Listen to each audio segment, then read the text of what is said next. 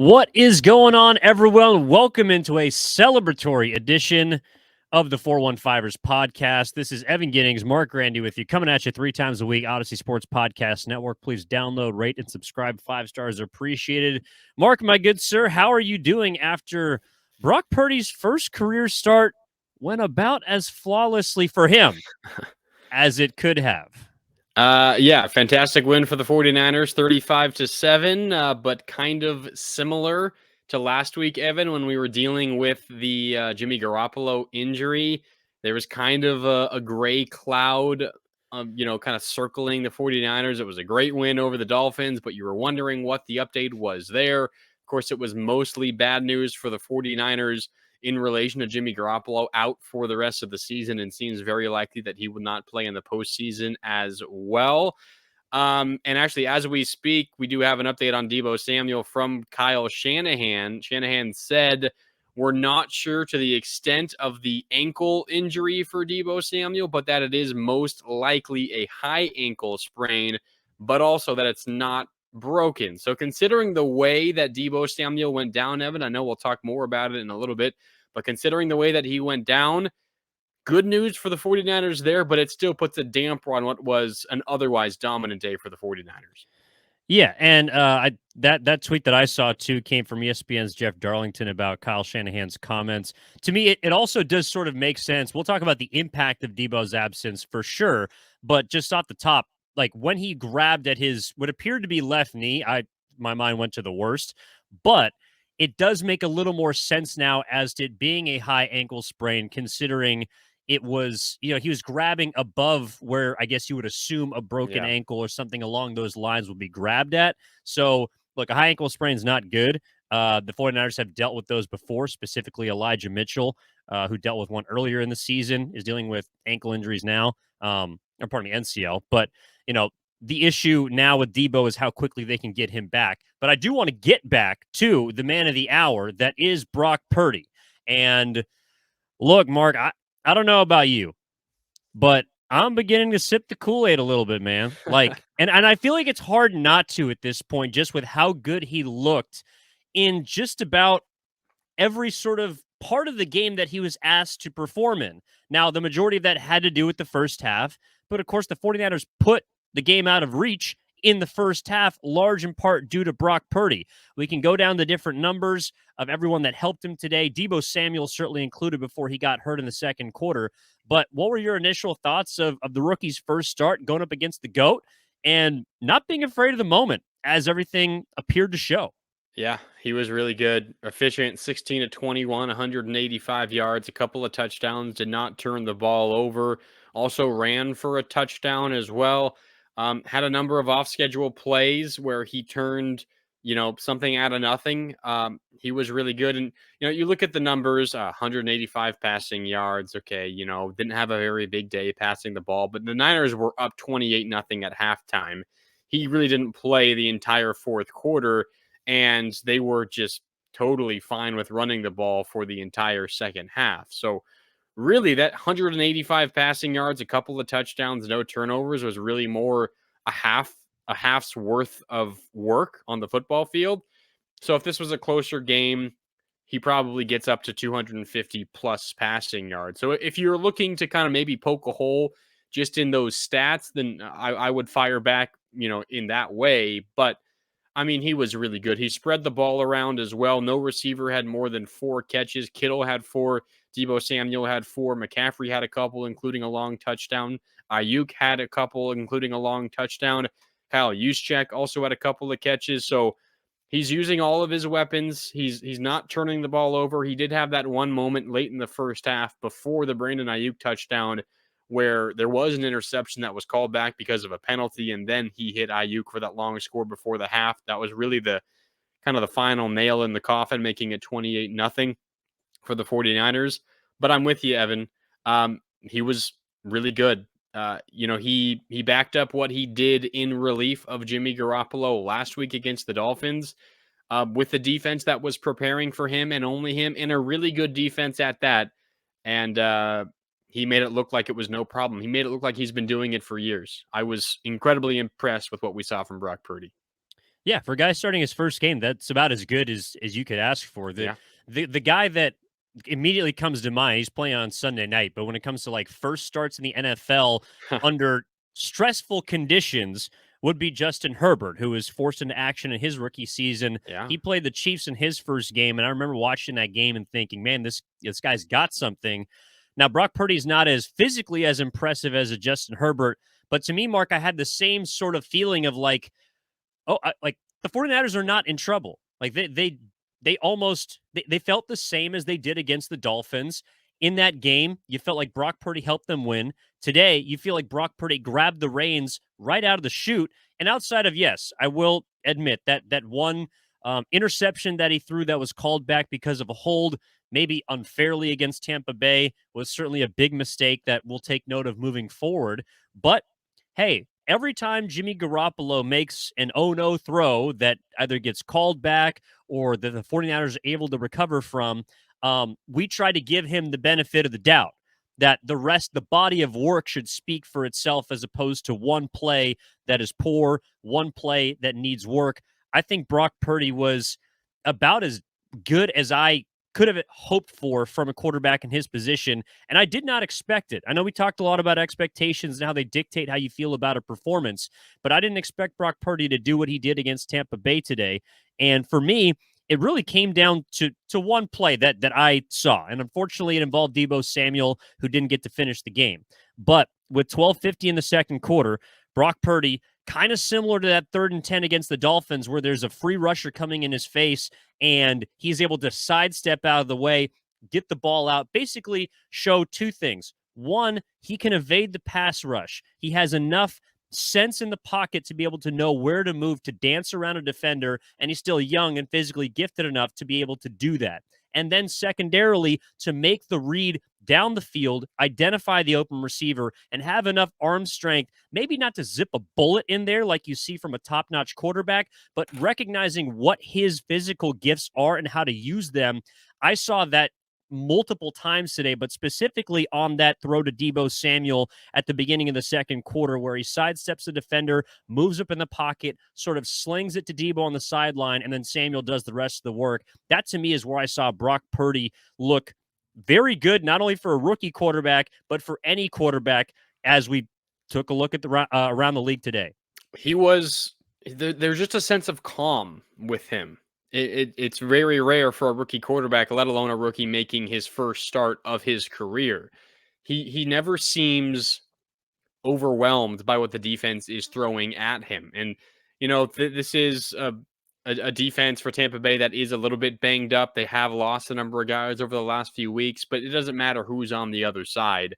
A rookie quarterback shouldn't look as composed and confident under pressure as Brock Purdy is. I agree. I highlighted that play you were talking about as well. The other one that stood out to me was his touchdown run. The first play of the second quarter, his team was up 7-0, second and goal from the 2. He drops back to pass. He looks to the right. There's 4 receivers over the middle: Kittle, Juszczyk, Deebo Samuel, and Brandon Ayuk. And then I think it's McCaffrey kind of running out to the right as his last option. They're all covered up well by Tampa Bay. So what does Brock Purdy do? Does he look to throw the ball away? Does he just try to avoid a sack? Maybe does he just give up and go down? No, he actually tries to gain yardage with his legs. He steps up in the pocket, makes one man miss, a nice cut to the right, evades a would-be tackler and a linebacker, and then is able to get across the end zone untouched. So it's things like that, the improvisation that he is able to do. It's one thing for a rookie quarterback to go through reads. First one's covered up. Second one's not there. Third one, ooh, that's a tight window. Don't feel comfortable about that one. Go to the fourth and then dump it off to McCaffrey. That's something that very few rookies can do. He went through all of his reads, 4 or 5 of them, and then still had the wherewithal to feel where the rush was coming from, evade the pressure, make a man miss, and get into the end zone without taking a hit. That as well, not only the physical tools, which you have to do that, the agility, the speed, the strength, the quickness, the vision, but just the wherewithal and the composure to make a move like that happen as well. Impressive from Brock Purdy all game long, but that was also a play that stood out to me. And on the end of that play, we also saw some animosity. We also saw some fire. I mean, we saw a guy that was hyped to be scoring his first rushing touchdown. He had 3 touchdowns on the game. All 3 of them came in the first half. And I understand that, look, Tampa Bay, both due to maybe some tough calls as well as their own ineptitude, like they shot themselves in the foot multiple times today, as you can make an argument the Dolphins did last week. Tom Brady was not very good today. That does not happen very often. Tom Brady was not good. He didn't get help from many of his receivers, but even when he had them open, he missed them. Didn't get help from his running game. Didn't get help from his offensive line, and damn sure didn't get help from his defense that was missing both of their starting safeties, along with losing Vita Vea early on in the game. Like, there were things that certainly worked in the 49ers' favor today. But when you have all of that, again, working for you, 35-7 is what should happen.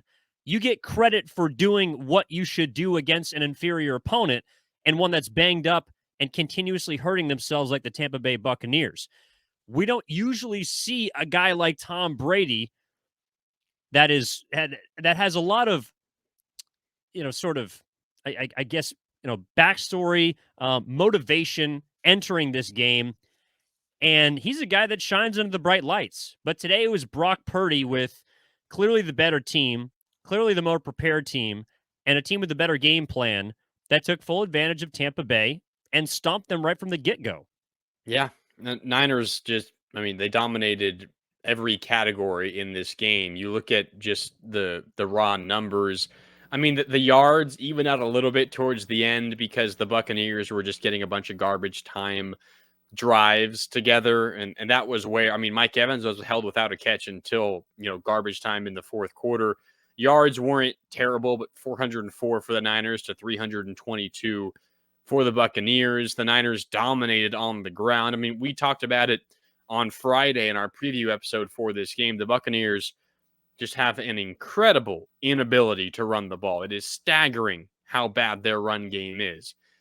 They ran the ball for 69 yards, 19 carries, 3.5 yards per carry. Not a terrible number, but still, they threw the ball, 55 times. Tom Brady attempted 55 passes in this game. And of course, you get down by a lot early, you're going to throw the ball a ton. But that has happened a lot for the Buccaneers this year as well. The 49ers did not allow the run game to get going, which I'm not saying that's a gigantic win because the Buccaneers have the worst run offense in the league. But you face 55 passes. You only give up 7 points. It's 253 passing yards. You didn't sack Tom Brady once. It's because it was a lot of quick throws, not very many long developing plays. But really, anywhere you look, the Niners were dominant in this game. I think the line I used when previewing this game, Evan, was infuriating. The Buccaneers are the most infuriating offense to watch in the NFL. And I think, if you tried to take in this game from the Tampa Bay perspective, you would feel that feeling because they have Chris Godwin. They have Mike Evans. Rashad White out of the backfield is a really good rookie running back. Julio Jones is a shell of his former self, but still a talented receiver. And they just can't get anything going. When his receivers are open, Tom Brady misses him. When Tom Brady makes a good throw, his receivers drop the pass. This is just an incredibly inefficient offense. The Niners took advantage and they played well in their own right, but this is also a bad Tampa Bay offense, but still it was a dominant win for the 49ers. Yeah, it's a bad Tampa Bay offense that runs into the number one defense in the NFL. Yeah. And that's what we saw today. And we saw, look, even though they didn't get to Tom Brady as far as sacks, he was pressured the majority of the game. That's why we saw him throw multiple interceptions, both of which that were just bad, like horrific interceptions. One right to Deshaun Gibson. The other, it looked like he might have gotten hit on the throw, but it was kind of tipped, went into Dre Greenlaw, big play Dre, as some of the people around the station were screaming, tips it up to himself, grabs the interception. Dre Greenlaw, by the way, combined 15 great. tackles today. He was everywhere on the field. Charvarius Ward helped force that fumble towards the end of the game that was scooped up. Like, the Niners just, Like it sounds like a ho-hum and repetitive type of game. I know Nick Bosa is, maybe we were expecting him to have a big game. He did end up playing, of course, against a makeshift offensive line for Tampa Bay. But look, he didn't get a sack. I don't think he really cares. The team won by 28 going Yeah. away. Look, there's a lot to like defensively about the 49ers defense. And really, since that Chiefs game, it's become something that we have just expected.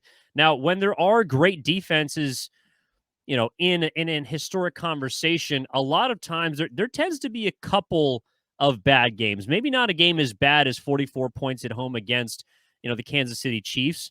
But I do think for me, Mark, over the course of this 6-game winning streak now for the 49ers that has put them in first place. Seattle, by the way, losing at home to Carolina, setting up a matchup next Thursday in which the 49ers could clinch the NFC West division title. So they are in the driver's seat, 2 games up in the NFC West. But for me, this defense has regained whatever sort of swagger we saw them with through the first, I would say, probably 4 or 5 weeks of the season. A lot of that in the middle, you could say, might have been due to injury. Some teams, as far as having dual threat quarterbacks that may or may not give DeMeco Ryans trouble. But for me, I'm back to expecting this defense every single week to make it virtually impossible for the opponent to score twice. I mean, they only did it once today, but I was expecting maybe 10 points from the Tampa Bay Buccaneers. Well, I guess my prediction was for them to score 6, but You're it's like, close. I just don't expect the team to be able to score on the 49ers at this point. No, I mean, their defense is on a different level. I mean, you compare them to the other elite defenses in the NFL. The Cowboys had a major hiccup today. I mean, they should have lost that game to the Houston Texans. They're still an elite defense, but I think the Niners defense is just on a different level than even the second best defense in the league. We spent a lot of time over the season talking about the importance of Eric Armstead. He's back, and it seems like he's close to full strength, if not, full at this point of the season. He had a great bull rush in the first quarter where he pushed his lineman that he was matched up with straight into Tom Brady, forced an incompletion, didn't get a sack or won't really be credited with anything on that play, but he forced that incompletion. He was really good. He's a gigantic reason why opponents can't get the run game going because he just swallows up runners between the tackles. You get him back if you're the 49ers. You stay healthy in the defensive secondary with, both the Wards, with Deommodore Lenoir, who's playing well as well, and Tashawn Gibson, who you mentioned, who had an interception. The Niners defense is just improving. There were some minor injuries here and there, specifically some depth pieces on the defensive line up front. We'll talk more about those guys and check in on their status as the week moves on, heading into Thursday against the Seahawks, Evan. But I'm with you. You're at the point where if an opponent scores 20 points on this Niner defense, you're a little shocked. That's how good they are, no matter who the opponent is. It could be, the Dolphins, like last week, who are a really high-powered offense. They score 20, you're still going to be a little surprised because that's how good they are. Yeah, I would definitely tip my cap in that case.